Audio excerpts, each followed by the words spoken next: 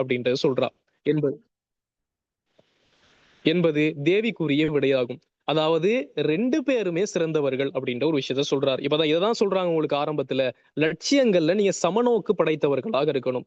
லட்சியங்கள்ல சமநோக்கு கண்டவர்களாக இருக்கலாம். அதாவது பாண்டிமாதேவியினுடைய லட்சியமும் உயர்ந்த லட்சியம் தான்.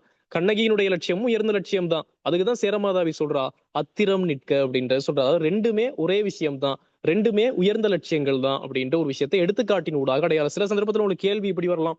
லட்சியமும் சமநோக்கும் என்ற கட்டுரையை அடிப்படையாக கொண்டு லட்சியமும் சமநோக்கும் என்ற விடயம் உங்களுக்கு கொடுக்கப்பட்டிருக்க கட்டுரையை அடிப்படையாக கொண்டு அதில் எடுத்து காட்டப்படுகின்ற இதிகாசங்களின் துணையுடன் விளக்குக அப்படின்ற ஒரு கேள்வி வருமாக இருந்தா இங்க இருக்க எல்லா இதிகாசையும் அடையாளப்படுத்தி நீங்க எடுத்து காட்ட வேண்டிய ஒரு தேவரும், உங்களுடைய விடையை நகர்த்த வேண்டிய தேவரும். அது ஒரு முக்கியமான விஷயம். ஓகே, தொடர்ந்து கண்டினியூ பண்ணுவோம். பாண்டிமாதேவி பெருந்திருவுருக கண்ணகி தேவியை கொண்டாட வேண்டும் என்பது விடையின் பொருள். சமூக வாழ்விலே பாண்டிமாதேவி போன்ற மகளிரும் வேண்டும். கண்ணகி தேவி என்ன பத்தினி தெய்வமும் வேண்டும் என்பதை உணர்வது கூடுமானால், இவ்விரு பெருமாதரின் லட்சியங்களை நாம் கண்டறிதல் கூடுமானால் இலக்கியம் இன்பம் நமக்கு சித்திக்கும். லட்சிய வாழ்வு நமக்கு கைகூடும். லட்சியங்களிலும் லட்சியவாதிகளிலும் நாம் சமநோக்கம் பெற்று வாழ்வோம். இலக்கிய ரசிகர்களுக்கும் இலக்கிய விமர்சகர்களுக்கும் சேரமாதேவி கூறிய அத்திரம் நிற்க என்னும் இலக்கிய மகா வாக்கியம் சாந்தி அளிப்பதாக. கண்ணகியா சீதையா கம்பனா பாரதியா வள்ளுவரா கம்பரா யார் சிறந்தவர் என்பன போன்ற வினாக்களிலிருந்து நாம் விடுதலை பெறுவதற்குரிய இவ்வாக்கியம் வழி செய்வதாக. இவ்வழியால் வாழ்வு சிறப்பதாக. அதாவது சொல்ற விஷயம் என்ன அப்படின்னு சொல்லி பாத்தீங்கன்னா, அவரவர்களினுடைய லட்சியம் அவரவர்களினுடைய பார்வையில சிறந்தது. அப்ப அதனால நம்ம என்ன செய்யணும் அப்படின்னு சொல்லி பாத்தீங்கன்னா, எல்லாரினுடைய லட்சியத்தையும் சமமாக மதிக்கணும் அப்படின்ற ஒரு விஷயத்த சொல்றாரு. இப்ப இன்னைக்கும் கூட பாத்தீங்கன்னா இலக்கிய உலகத்துல இருக்க மிகப்பெரிய பிரச்சனை என்னன்னா, கம்பனா பாரதியா, அதே போல வள்ளுவனா பாரதியா, இந்த பிரச்சனை இருந்துகிட்டே இருக்கு. யார் சிறந்தவர்கள், யார் சிறந்தவர், நம்ம சமுதாயத்திலே இல்லையா பிரச்சனை, யார் சிறந்தவர், யார் தனித்துவமானவர் அப்படின்ற நிறைய விஷயங்கள் அப்ப அந்த அடிப்படையில இருக்கு. அடுத்து பாருங்க, மக்கள் வாழ்வில் ஒவ்வொருவருக்கும் ஒவ்வொரு லட்சியம் ஏனும் எய்தல் வேண்டும். லட்சியம் இல்லாத மனிதன் மனிதன் அல்ல. லட்சியம் இல்லாத வாழ்வும் ஒரு வாழ்வன்று. லட்சியம் இல்லாத இலக்கியம் என வாதிப்பதும் மரபன்று. லட்சியத்துக்காக உயிர் வாழ வேண்டும். உயிர் வாழ்வதற்காக லட்சியத்தை கைவிடுதல் ஈமஞ்சேர் மாலை போல இழிந்திடப்பட்ட செயலாகும் அப்படின்ற ஒரு விஷயம் சொல்றாங்க. அதாவது என்ன சொல்றாங்க அப்படின்னு சொல்லி பாத்தீங்கன்னா, அதாவது உங்களுடைய வாழ்க்கையில லட்சியம் இல்லை அப்படின்னா அந்த வாழ்க்கை எப்படிப்பட்டது அப்படின்றத பாருங்க. எவ்வளவு ஒரு கீழ்த்தரமான ஒரு வார்த்தை பிரயோகத்தினூடாக சொல்லியிருக்காருனாரு. ஈமஞ்சேர் மாலை போல இழிந்திடப்பட்ட செயலாகும் அப்படின்னு சொல்றாரு. அதாவது மரண வீடுகள்ல அந்த மரணித்தவர்களினுடைய உடல் இருக்கு இல்லையா, அவர்களினுடைய கழுத்தை சேருகின்ற மாலை போலயா லட்சியங்கள் இல்லாதவர்களினுடைய வாழ்க்கை அப்படின்ற ஒரு விஷயத்த சொல்றார். அப்ப இதுக்குள்ள லட்சியம் இல்லாதவர்களினுடைய நிலை அப்படின்ற ஒரு விஷயம் சொல்லப்படுது இந்த பகுதிகளினூடாக. அடுத்து பாருங்க, மக்கள் வாழ்வில் ஒவ்வொருவருக்கும் ஒவ்வொரு லட்சியம் ஏனும் எய்தல் வேண்டும். லட்சியம் இல்லாத மனுஷனா மனுஷனே இல்லை அப்படின்னு சொல்றாங்க. அப்ப லட்சியம் இல்லாதவனினுடைய இழிநிலை இந்த இடத்துல சொல்லப்படுது இல்லையா. அடுத்து பாருங்க, லட்சியம் இல்லாத வாழ்க்கை ஒரு வாழ்க்கையே இல்லை அப்படின்றத சொல்றாங்க. லட்சியம் இல்லாததை இலக்கியம் என வாதிப்பதும் மரபன்று அப்படின்ற ஒரு விஷயம் சொல்றாங்க. இப்போ உதாரணமா பாத்தீங்கன்னா, இன்னைக்கு இலக்கியம் என்ற பெயர்ல ஏனைய துறைகள் சார்ந்த பேர்ல ChatGPT யூஸ் பண்ணி எல்லா நோட்ஸையுமே எடுக்கிறது, கூகுளை யூஸ் பண்ணி எல்லா நோட்ஸையுமே எடுக்கிறது. இது பெரும் பெரும் பதவிகள்ல இருக்கவங்க, பேராசிரியர்கள், விரிவுரையாளர்கள், அவர்களோடு சேர்ந்து புத்தகம் எழுதுகின்ற மாணவர்கள், அதாவது சமுதாயத்தில் ஒரு இடம் கிடைக்கணும் அப்படின்றதுக்காக அந்த பிள்ளைகள் என்ன செய்யறாங்க அப்படின்னா, சமுதாயத்துல தான் எழுத்தாளர் அப்படின்னு சொல்லி அடையாளப்படுத்தணும் அப்படின்றதுக்காக கூகுள் நோட்ஸ் அப்படியே எடுத்து டிரான்ஸ்லேட் பண்றது, ChatGPT நோட்ஸ் அப்படியே எடுத்து டிரான்ஸ்லேட் பண்றது, எல்லாம் தொகுத்து அப்படியே பிரிண்ட் அவுட்ல வர்றது. அவர் என்ன செய்வாரு அப்படின்னு சொல்லி பாத்தீங்கன்னா, ஒரு புத்தகத்தை வெளியிட்டாரு அப்படின்னு சொல்லி அவருக்கு ஒரு சமுதாய அந்தஸ்து கொடுப்பாங்க. அவரை எழுத்தாளர் அப்படின்னு சொல்லி அடையாளப்படுத்துவாங்க. சரியா தேடி பார்த்தா தெரியும் இது எங்க இருந்து வந்தது அப்படின்னு சொல்லி. சரியா விளங்காதவங்களுக்கு அவனை கொண்டாடுவாங்க, அவங்கள கொண்டாடுவாங்க. இப்ப இந்த டைம்ல என்ன நடக்குது அப்படின்னு சொல்லி பாத்தீங்கன்னா, அது போன்ற படைப்புகள்லாம் எப்படிப்பட்ட படைப்புகள் இல்லை அப்படின்னா, லட்சியமுடைய படைப்புகள்ல. இப்போ ஒரு கவிஞன் ஒரு கவிதை எழுதுறானா, அந்த கவிதை காலம் முழுக்க ஒருத்தருக்குள்ள வாழுமாக இருந்தா, ஒருத்தருடைய வழிகளை ஆற்றுமாக இருந்தா, வாழ்வினுடைய நெருக்குவாரங்கள் சிக்கி தவிக்கின்ற மனித ஆத்மாக்களுக்கு அது ஆறுதலாக அமையுமாக இருந்தா, ஊமை காயங்களுக்கு அந்த கவிதைகள் ஒரு ஆறுதலாக அமையுமாக இருந்தா, சோசியல் டிசீஸ்க்கு ஒரு மருந்தா அமையுமா இருந்தா, சோசியல் இன்ஈக்குவலிட்டிக்கு ஒரு வெப்பனா அமையுமாக இருந்தா, அது ஒரு மிக முக்கியமான ஒரு கவிதை. அப்படிப்பட்ட கவிதைகள், அப்படிப்பட்ட இலக்கியங்கள் தான் காலம் கடந்தும் வாழுகின்ற இலக்கியங்கள். அப்படிப்பட்ட படைப்புகள் தான் தலை சிறந்த படைப்புகள் அப்படின்ற ஒரு விஷயத்த சொல்றாங்க. அப்ப இது கூட 2 விஷயம் சொல்றாங்க. ஒன்னு இலக்கியத்தினுடைய லட்சியம் அப்படின்றதையும் சொல்றாங்க, மனித வாழ்வினுடைய லட்சியம் அப்படின்ற ஒரு விஷயத்த சொல்றாங்க. முக்கியமா சொல்லப்படுது லட்சியம் இல்லாதவர்களினுடைய இழிநிலை அப்படின்ற ஒரு விஷயத்த சொல்லப்படுது. அடுத்து பாருங்க, லட்சியம் அல்லது உயர் குறிக்கோள் என்பது ஒருவர் உண்ணும் உணவினும் பருகும் நீரினும் அவருக்கு இனியது, உயிரினும் பார்க்க இவருக்கு இனியது. அப்ப லட்சியத்தினுடைய முக்கியத்துவம் சொல்லப்படுது இல்லையா. சாப்பிடுற சாப்பாட்டை விட, குடிக்கிற நீரை விட, அதே போல உயிரிலும் சிறந்தது அப்படின்ற ஒரு விஷயத்த சொல்றாங்க. அடுத்து பாருங்க, ஊனமே யான ஊனிட இருக்கும் உயிரினை துறந்த முன் பூனா மானமே புறப்ப தவணிமே லெவர்க்கும் வரிசையும் தேற்றமும் மரபும் என அர்ச்சுனன் இதனை அறுதியிட்டு கூறுகின்றார். அவனது லட்சியம் மானம், அதுவும் மாண்பு கடவாத மானம். உயிரை துறந்தாவது மானத்தை காப்பாத்தே மக்களுக்கு வரிசையும் குடிப்பிறப்பும் மரபாகும் என முழங்குகின்ற அர்ச்சுனது வாழ்விலே லட்சியம் முதலிடம் பெறுகின்றது அப்படின்ற விஷயம் சொல்றாரு. அதாவது லட்சியம், அந்த அர்ச்சுனன் பாத்தீங்கன்னா உண்மையை சொன்னதுக்காக அவன் வாழ்க்கையில எல்லாத்தையும் இழந்தான். மனைவியை இழந்தான், நாட்டை இழந்தான், நகரை இழந்தான், தன்னுடைய பிள்ளை இழந்தான். எல்லாத்தையும் இழந்துட்டு என்ன செஞ்சான் அப்படின்னு சொல்லி பாத்தீங்கன்னா சுடுகாட்டுல போயிட்டு பிணமரிக்கிற தொழில் செஞ்சான். இங்க கதையை எப்படி கொண்டு வந்து இணைப்பாங்க அப்படின்னு சொல்லி பாத்தீங்கன்னா சுடுகாட்டுல போயிட்டு பிணமரிச்சுக்கிட்டு இருக்கான். அப்ப அந்த நேரத்துல சுடுகாட்டுக்கு ஒரு பிணம் வருது. இந்த பிணம் யாரினுடைய பிணம் அப்படின்னா ஒரு சிறுவனினுடைய பிணம். திறந்து பாக்குறான், தன்னுடைய பிள்ளை. எவ்வளவு பெரிய அந்த ஒரு உணர்வுகளினுடைய சலனங்கள்ல, உணர்வுகளினுடைய அந்த முனைகள்ல நின்னு அப்படியே உணர்வுகளினுடைய சலனங்களை ஏற்படுத்துகின்ற மிக முக்கியமான ஒரு டைம் இல்லையா, மிக முக்கியமான ஒரு சிச்சுவேஷன் இல்லையா. அப்ப இவ்வளவு உருவாகிறதுக்கு காரணம் என்னன்னா அவன் உண்மையை சொன்னான் அப்படின்றதால, அவன் லட்சியத்தோட இருந்தான் அப்படின்றதால. அப்ப இதுக்குள்ள மறைமுகமா இன்னொரு விஷயம் சொல்லப்படுது. லட்சியத்தை நோக்கி போகின்றவர்கள் எப்படிப்பட்ட நிலையும் துன்பங்களாக அமையும், சோதனைகள் வரும். ஏதான் டாக்டர் ஏபிஜே அப்துல் கலாம் அவர்கள் சொல்லியிருப்பாரு, சோதனைகள் இல்லாம நீங்க சாதனைகள் பட போறது இல்ல. இறைவன் யாருக்கு சோதனையை கொடுப்பானா, யாரெல்லாம் சாதிக்கின்றவர்களாக இறைவன் தெரிவு செய்கின்றாரோ அவர்களுக்கு தான் இறைவன் சோதனையை கொடுப்பான் அப்படின்ற ஒரு விஷயத்த சொல்றாங்க. அப்போ லட்சியத்தினுடைய முக்கியத்துவம் இந்த இடத்துல சொல்லப்படுது இல்லையா. லட்சியத்தை நோக்கி போகின்றவர்களுக்கு இருக்க வேண்டிய பண்புகளும் சொல்லப்படுது. அடுத்து பாருங்க, உயிருக்கு இரண்டாம் இடமே கிடைக்கின்றது. லட்சியவாதிகள் தமக்கு ஒரு இன்னல் வந்த போது அவ்விண்ணலை களைவதற்காக லட்சியத்தை விடுவதா உயிரை விடுவதா என்கின்ற சிக்கலான நிலையிலே உயிரை சமாதானமாக விட்டு லட்சியத்தை நிலைநாட்டும் உறுதி பூண்டு நிற்பார்கள். அப்ப சொல்றாங்க, உயிரா லட்சியமா அப்படின்னு சொல்லி வருகின்ற போது லட்சியத்துக்காக நான் உயிரையும் விடுவேன் அப்படின்ற ஒரு மைண்ட் செட்ல இருப்பாங்களாம் உண்மையான லட்சியவாதிகள் அப்படின்ற ஒரு விஷயத்த சொல்றாங்க. ஓகே, அடுத்து பாருங்க, லட்சியவாதிகள் மனப்பான்மை லட்சியவாதிகளுக்கே விளங்கும். பாருங்க எவ்வளவு ஒரு முக்கியமான விஷயம் சொல்றாங்கன்னு. லட்சியவாதிகளினுடைய மனப்பான்மை லட்சியவாதிகளுக்கு தான் விளங்கும். அது இல்லாம லட்சியமே இல்லாத ஒருத்தனுக்கு லட்சியவாதிகளினுடைய மைண்ட் செட் விளங்காது.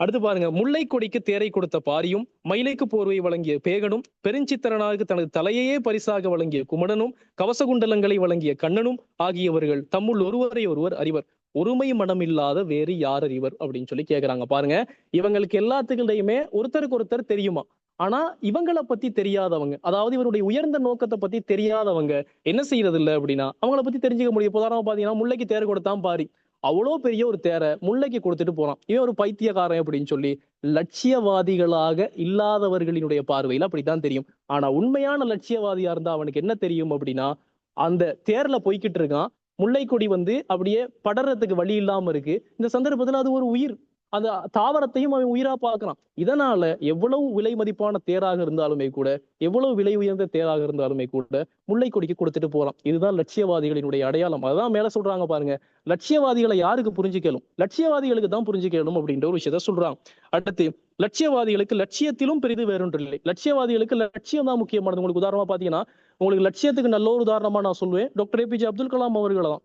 எந்த விதமான ஒரு அடிப்படை வசதிகளுமே இல்லாம ராமேஸ்வரம் கடற்கரையில அப்படி நின்னுகிட்டு பறக்கின்ற பறவைகளை பார்த்துக்கிட்டு நானும் என்னைக்காவது ஒரு நாள் இப்படி பறப்பேன் அப்படின்னு சொல்லி சொன்ன மனுஷன் கட் பண்ணா திடீர்னு ஒரு 40-45 வருஷம் ஒட்டுமொத்த உலகமே திரும்பி பாக்குற மாதிரி விண்கலத்தை விடுறார், ஒரு மிகப்பெரிய ஒரு ஏவுகணையை விடுறார். இன்னைக்கும் கூட வர ஏவுகணை நாயகன் அப்படின்னு சொல்லி சொல்றோம். அதெல்லாம் தாண்டி அவர்கிட்ட நல்ல நல்ல பண்புகள் இருந்துச்சு, அறிவு அப்படின்றதையும் தாண்டி நல்ல நல்ல பண்புகள் இருந்துச்சு. அதனாலதான் இன்னைக்கு அவருக்கு ஜீரோ ஹேட்டர்ஸ் அப்படின்னு சொல்லி சொல்லுவோம். தேடி பார்த்தாலும் கூட அவர் மேல ஒரு அவதூறு நீங்க காண முடியாது. அப்படிப்பட்ட ஒரு தனித்துவமான லட்சியவாதி தான் டாக்டர் ஏபிஜே அப்துல் கலாம் அவர்கள் அப்படின்ற ஒரு விஷயத்தையும் இந்த இடத்துல சொல்லலாம்.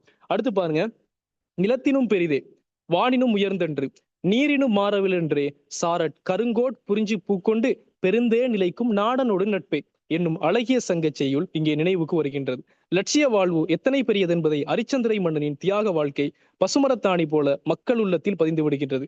சத்தியதேவி சந்திரமதியின் தியாக புத்திர தவமுனிவனின் மதியையும் வாயையும் அடைத்து விட்ட செய்தியும் உலகறிந்த உண்மை என்றோ அப்படின்ற ஒரு விஷயம் சொல்றது. அதாவது லட்சியத்துக்காக தன்னுடைய உயிரையே விட்ட மாண்புடையவர்களை சொல்றாங்க. லட்சியத்துக்காகவே வாழ்ந்து லட்சியத்துக்காகவே மரணித்து போன தனித்துவமான மனிதர்களினுடைய நிலையை சொல்றாங்க. அப்ப லட்சியம் அப்படின்றது உயிர் மூச்சாக சுவாசித்திருக்கிறார்கள் அப்படின்ற ஒரு விஷயத்த சொல்றாங்க. அடுத்து பாருங்க, பதி இழந்தனம் பாலனை இழந்தனம் படைத்த நிதி இழந்தனம் இனி நம குலதென நினைக்கும் கதியிலக்கினும் கட்டுரை இலக்கிலோம் என்றான் மதியிழந்து வாயிழந்தருவன் மறைந்தான் அப்படின்ற ஒரு விஷயம் சொல்றாரு. அதாவது மகனை இழந்தாச்சு, நாட்டை இழந்தாச்சு, மனைவி இழந்தாச்சு, அதே போல இருக்கதெல்லாமே இழந்தாச்சு. எதை இழந்தாலுமே கூட கட்டுரை இழக்கிறோம், உண்மையை நாங்க இழக்க மாட்டோம், லட்சியத்தை நாங்க இழக்க மாட்டோம், சத்தியத்தை நாங்க இழக்க மாட்டோம் அப்படின்ற சத்தியத்தினுடைய லட்சியத்தினுடைய ஒரு தனித்துவமான பண்பு லட்சியவாதிகளினுடைய மிக முக்கியமான பண்பா இந்த இடத்துல சொல்லப்படுது. அப்ப இந்த இடத்துல லட்சியவாதிகளினுடைய தனித்துவமும் சொல்லப்படுது, லட்சியவாதிகளினுடைய பண்பு அப்படின்ற ஒரு விஷயம் சொல்லப்படுது, லட்சியத்தினுடைய முக்கியத்துவம் சிறப்பு அப்படின்ற ஒரு விஷயம் சொல்லப்படுது. அடுத்து பாருங்க, என்று வீரகவிராசர் விழுமிய சொற்களால் இழுமெனு மோசையுடன் அழகு தமிழ் பாடிய செய்யுளை அறியாதார் யாருளர். இன்னும் எம் கண்காண கலியுக அரிச்சந்திரனான மகாத்மா காந்தியடிகள் வாழ்க்கை நடத்திய செய்தியும் நாம் அறிவோம் என்றோம். காந்தியடிகளுக்கு இந்தியாவும் பெரிதென்று, உடலும் பெரிதென்று, தம் உயிரும் பெரிதென்று, சத்தியமே பெரியதாயிற்று, இதுவும் உலகறிந்த செய்தியாய் உயர் தனிச்சிறப்பினை நமக்கு நல்கி உலக சமூக நிலைமையிலே நமக்கு ஒளித்தந்து நிற்கிறதே அப்படின்ற ஒரு விஷயம் சொல்றாரு. நீங்க பாத்தீங்கன்னா மகாத்மாஜி அவர்கள் இருக்கார் இல்லையா, மகாத்மா காந்தி அவர்கள், இவங்க என்ன செஞ்சாங்க அப்படின்னு சொல்லி பாத்தீங்கன்னா, பிரிட்டிஷ் கவர்மெண்ட் அப்படின்றத அவங்க அப்படியே அந்நியனினுடைய ஆட்சிக்கு தன்னுடைய நாடு அடிமைப்பட்டிருக்க நேரத்துல அவருடைய முக்கியமான நோக்கம் அடைஞ்சுதான்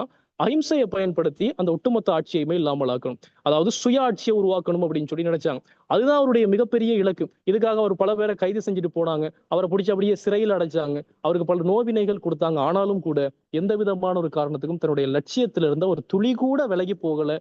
அவர் என்ன நினைச்ச அந்த லட்சியத்தினுடைய விளைவாக இந்தியாவுக்கு சுதந்திரம் கிடைச்சி, இந்தியாவுக்கு சுதந்திரம் கிடைச்சனாலதான் இலங்கைக்கும் சுதந்திரம் கிடைச்சிச்சு அப்படின்ற ஒரு விஷயத்தை நம்ம பாக்குறோம். அது மட்டும் இல்ல, அந்த பக்கம் சவுத் ஆப்பிரிக்க நாடுகள்லயும் சுதந்திரம் கிடைச்சது மகாத்மாஜி பிளஸ் அதே போல இந்திய காங்கிரசினுடைய போராட்டம் தான். நீங்க ஹிஸ்டரி பகுதியில படிக்கும் போது விளங்கும் உங்களுக்கு. கிரேட் 10 11 பிள்ளைகள் தானே நீங்க ஹிஸ்டரியில படிக்கும் போது விளங்கியிருக்கும் அப்படின்னு சொல்லி நினைக்கிறேன். அது ஒரு முக்கியமான விஷயம். ஓகே, அடுத்த முக்கியமான விஷயத்தை பாருங்க. 5000 ஆண்டுகளுக்கு மேலாக உலகெங்கும் அறிவொளி பரப்பி லட்சிய சமநோக்கிலே நிறைவு பெற்று புத்தி படைத்த நாம் 18ஆம் நூற்றாண்டின் இறுதிக்காலம் தொடக்கம் அடைந்துள்ள இழிநிலையிலிருந்து விடுதலை பெறவும் மீண்டும் அகில உலகுக்கு அறிவொளி பரப்பும் பண்டைய நிலையினை அடையவும் நமக்கு வழிகாட்டிகளாக தோன்றிய காந்தியடிகளையும் ஏனைய சமத்துவவாதிகளையும் வலுத்தின்று நாமும் லட்சிய சமநோக்கத்திலே மறுமலர்ச்சி அடைவோமாக அப்படின்ற ஒரு விஷயம் சொல்றாரு. அதாவது உங்களுக்கு நீங்க யாராவது ஒரு லட்சியவாதிகளை நீங்க ஒரு ரோல் மாடலா எடுத்துக்கங்க அப்படின்ற ஒரு விஷயத்த சொல்றாங்க. ஒண்ணு காந்தியடிகள் எடுத்துக்கலாம், டாக்டர் ஏபிஜே அப்துல் கலாம் அவர்கள் எடுத்துக்கலாம், நெல்சன் மண்டேலா அவர்கள் எடுத்துக்கலாம், இல்லைன்னா வேற யாராவது மிகப்பெரிய ஒரு லட்சியவாதிகள் இருப்பாங்க இல்லையா, அவங்க எடுத்துக்கலாம் அப்படின்றத சொல்றாங்க. அதாவது லட்சியவாதிகளா நீங்க மாறணும் அப்படின்னா யாராவது ஒரு லட்சியவாதிகளை உங்களுடைய பயணத்தினுடைய துணையாக கொள்ளுங்க அப்படின்ற ஒரு விஷயத்த சொல்றாங்க. அடுத்து பாருங்க, இனி லட்சியவாதிகளிடமிருந்து காணப்படும் மற்றொரு மாண்பினையும் உற்று நோக்குதல் பலன் தருவதாகும். லட்சியங்களுக்காக தம்மை தியாகம் செய்து இருந்த நல்லோரிடையே தாம் பெற்ற லட்சிய பயனை தியாகம் செய்து சமபுத்தியின் சிகரத்திலே நின்ற நல்லோர் ஒரு சிலரை இங்கு உதாரணமாக காணலாம். திருவருளே லட்சியமாக கொண்டு பட்டம் பதவிகளையும் பணிநிதியையும் தியாகம் செய்த மாணிக்க வாசகர் பெருனார் நரகம் புகினும் எல்லேன் திருவருளாய் இருக்க பெருநிறைவா அப்படின்னு சொல்லி கேட்கிறார். அதாவது நீ என்ன செய்து அப்படின்னு சொல்லி நரகம் புகினும் கூட, என்ன நீ நரகத்துல போட்டாலுமே கூட நான் என்ன செய்வேன், இறைவா உன்னையே நினைச்சுக்கிட்டு இருக்க மாதிரி ஒரு நிலைமையை கூடு அப்படின்னு சொல்லி சொல்றாரு. அப்ப அவரினுடைய நோக்கம், அவரினுடைய இலக்கு என்ன இலக்குனா பக்தி அப்படின்றத மையப்படுத்தி இருக்கும். அப்ப ஒவ்வொருத்தருடைய லட்சியம் அப்படின்றத ஒவ்வொரு மாதிரி. சிலருடைய லட்சியம் ஆன்மீகமா இருக்கும், சிலருடைய லட்சியம் உலக வாழ்க்கையா இருக்கும், சிலருடைய லட்சியம் சோசியல் பெர்ஸ்பெக்டிவா இருக்கும், சிலருடைய லட்சியம் சமுதாயத்தினுடைய அடிநிலை மக்களினுடைய வாழ்வியல் விழுமியங்களை அதை அப்படி எடுத்து காட்டுறதா இருக்கட்டும், அவர்களினுடைய வழிகளுக்கு விடுதலை கொடுக்கிறதா இருக்கும். இப்படி ஒவ்வொருத்தரினுடைய லட்சிய பெர்ஸ்பெக்டிவ் அப்படின்றது வித்தியாசப்படும். அப்ப இந்த இடத்துல மாணிக்க வாசகரினுடைய பெர்ஸ்பெக்டிவ் என்ன அப்படின்னு சொல்லி பாத்தீங்கன்னா லட்சியம் பக்தி அப்படின்றது, ஆன்மீகம் அப்படின்ற சொல்றாரு. பாருங்க என்னென்ன துறக்கிறாரு அப்படின்னு சொல்லி, பட்டத்தை துறக்கிறாரு, பதவிகளை துறந்து போகிறார், பணிகளை துறைந்து போகிறார், நிதியை தியாகம் செஞ்சுட்டாரு, எல்லாத்தையுமே தியாகம் செஞ்சு எனக்கு ஒண்ணும் வேணாண்டா, என்னுடைய லட்சியத்தின் படிதான் நான் நிற்பேன் அப்படின்றது சொல்றாரு. இதுதான் லட்சியவாதிகளினுடைய தனித்துவம். அப்ப இந்த அடிப்படையில பாத்தீங்கன்னா பல லட்சியவாதிகளை உங்களுக்கு சொல்றாங்க இல்லையா, சிலப்பதிகாரத்துல சொன்னாங்க, அதே போல அந்த பக்கம் பாண்டிமாதேவியினுடைய கதைகள் சொல்லப்படுது, காந்தியடிகளினுடைய கதைகள் சொல்லப்படுது, மாணிக்க வாசகரினுடைய கதைகள் சொல்லப்படுது. அப்ப எடுத்துக்காட்டுகளின் ஊடாக லட்சியத்தினுடைய முக்கியத்துவம் அப்படின்ற ஒரு விஷயத்த சொல்றாங்க. அடுத்து பாருங்க, நரகத்தையும் மோட்சமாக மாற்றியமைக்கும் சமநோக்கம் படைத்த அருட்செல்வர் அவர். அவரது சமத்துவ புத்தியினுள்ளே லட்சிய பயனும் மாண்டு போகிறது. தர்மபுத்திரர் அறத்தை லட்சியமாக கொண்டவராய் அறத்தின் பயனாக கிடைத்த முக்தி இன்பத்தையே தியாகம் செய்து சமநிலையை நின்றமையால் சிறந்த அறநெறி செல்வர்களும் உயர்ந்த உதாரணம் ஆகின்றார்.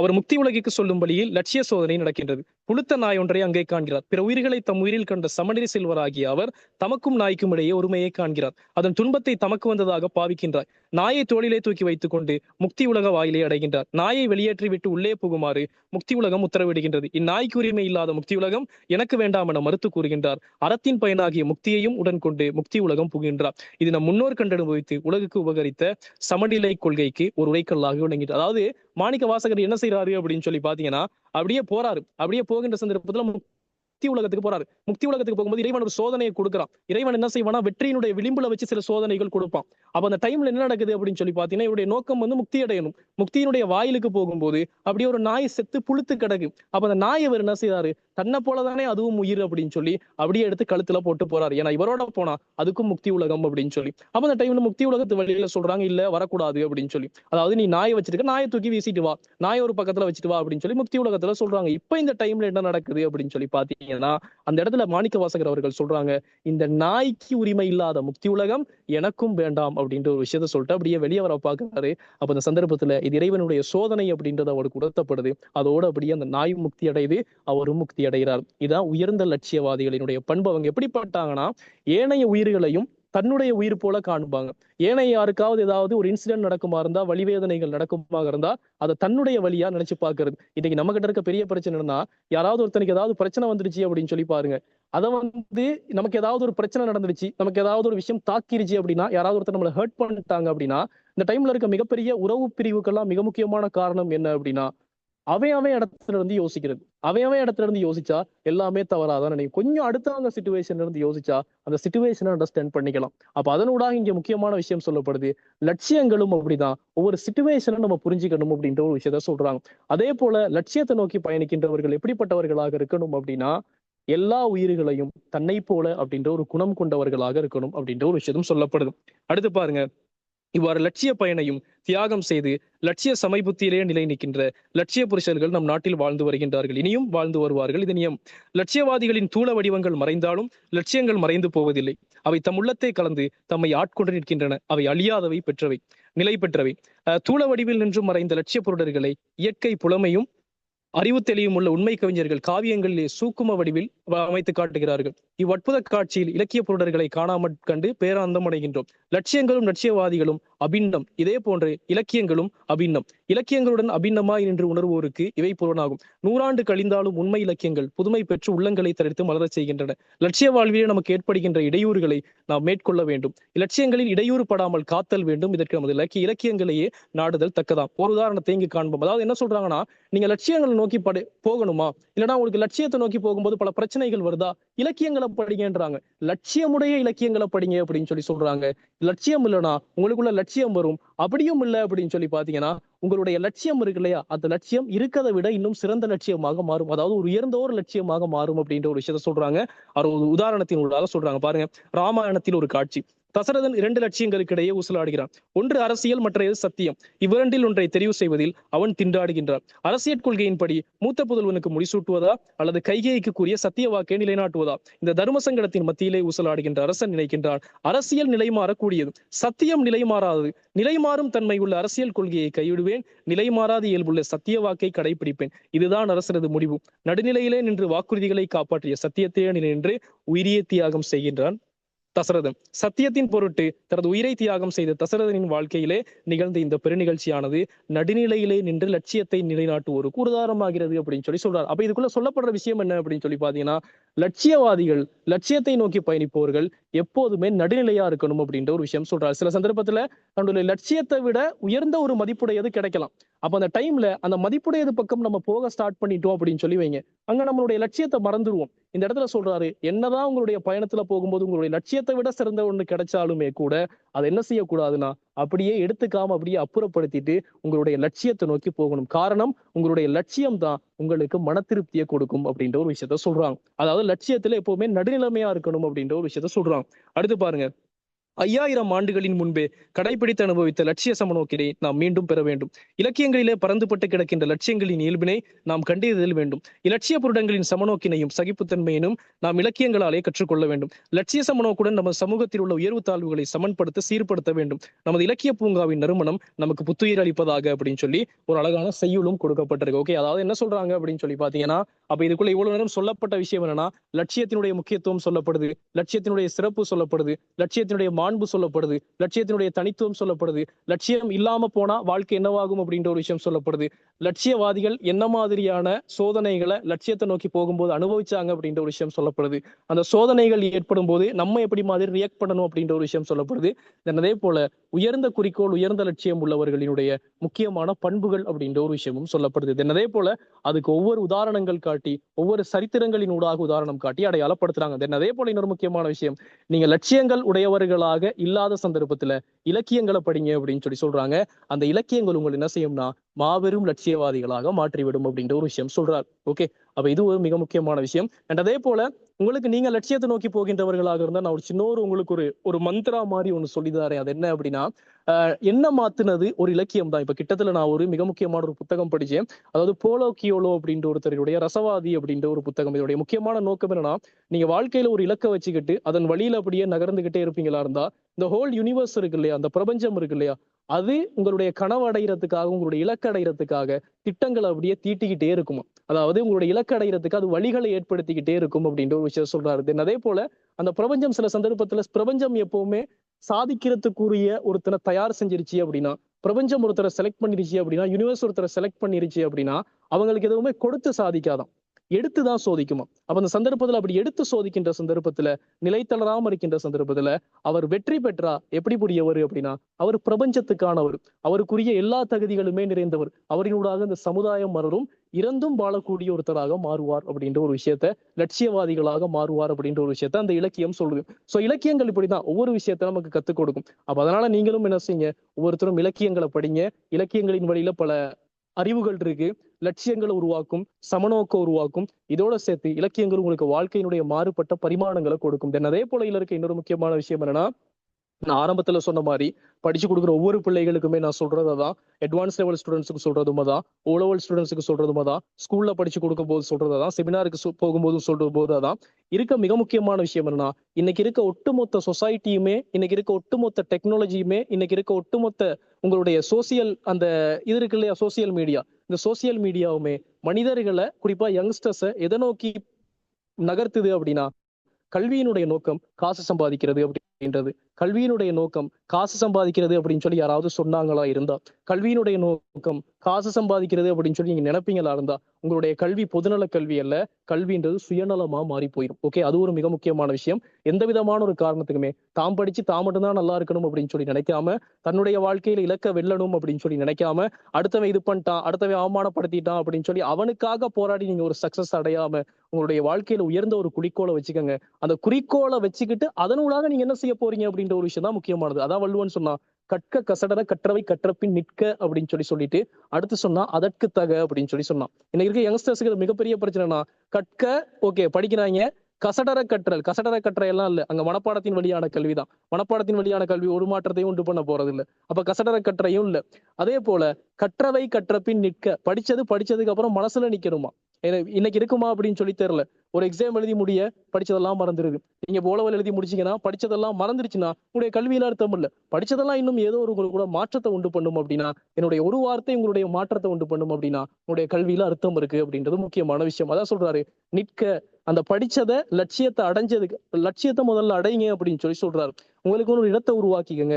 அதுக்கப்புறமா அதற்கு தக அந்த இடத்தை வச்சுக்கிட்டு, அந்த லட்சியத்தை வச்சுக்கிட்டு பல பேரை வளர்த்தெடுங்க அப்படின்ற ஒரு விஷயத்த சொல்றாரு. பல பேரை நீங்க அந்த லட்சியத்தை அடைஞ்ச மாதிரி, உங்களுடைய லட்சியத்தின் ஊடாக சேவை செய்கின்ற மாதிரி பல பேரை நீங்க என்ன செய்யுங்க, சேவைகளின் பக்கம் நகர்த்துங்க அப்படின்ற ஒரு விஷயத்த சொல்றாரு. ஏன்னா சமுதாயத்தினுடைய அஸ்திவாரம் எங்கிருந்து ஆரம்பிக்கிறது? லட்சியவாதிகளில் இருந்து ஆரம்பிக்கிறது, லட்சியங்கள் இருந்து ஆரம்பிக்கிறது. அப்போ ஒரு சமுதாயம் சிறப்பு பெறணும்னா எப்படிப்பட்டவர்களா இருக்கணும்? லட்சியவாதிகளா இருக்கட்டும். எப்படிப்பட்டவர்களை உருவாக்கணும்? லட்சியவாதிகளை உருவாக்கணும். ஓகே, இவ்வளவுதான் இந்த லட்சியமும் சமநோக்கும் அப்படின்ற பகுதிகளுக்குள்ள இருக்க முக்கியமான விஷயங்கள். ஓகே, இது கிளியரா அப்படின்னு சொல்லுங்க பாப்போம்.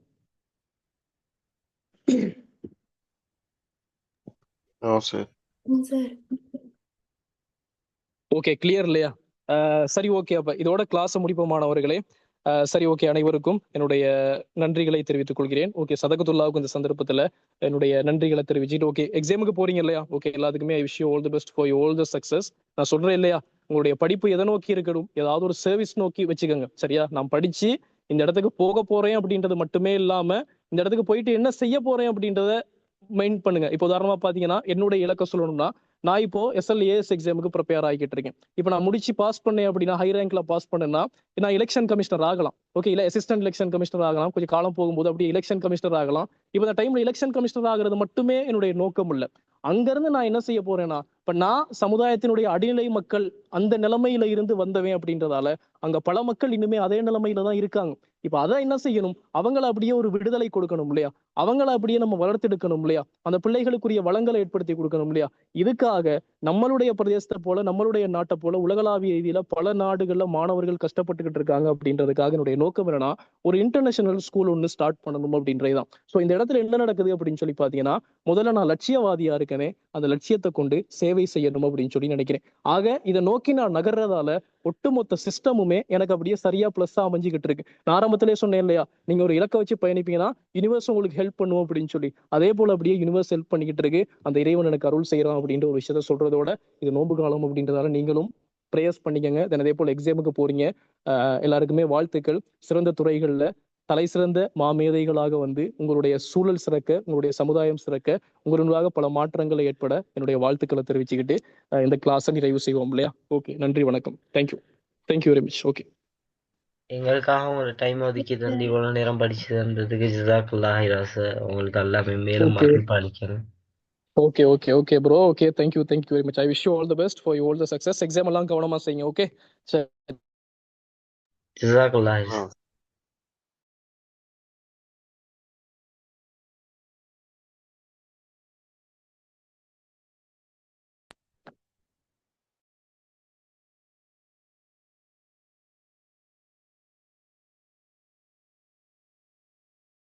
ஹலோ காய்ஸ், என்ன கதை? மூடிட்டு போடா. பாடப்பட்டேன்.